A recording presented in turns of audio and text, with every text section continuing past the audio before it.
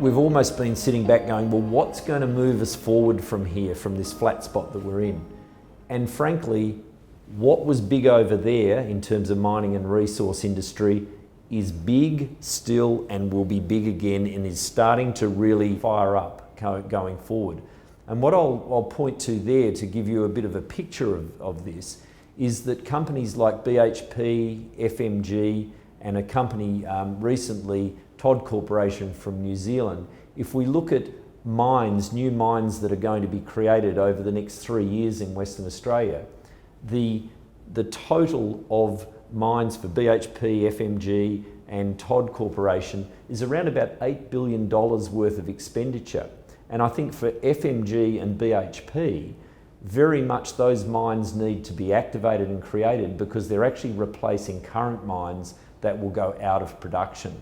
And so what we're seeing at the moment is a lot of the planning work, the engineering work that needs to be done is being done on these projects, and these will really then start to roll out over the coming 2 to 3 years.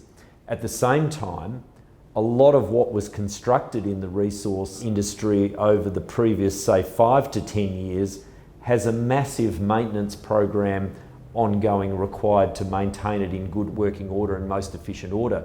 So again, they're huge contracts that will continue to flow through this state.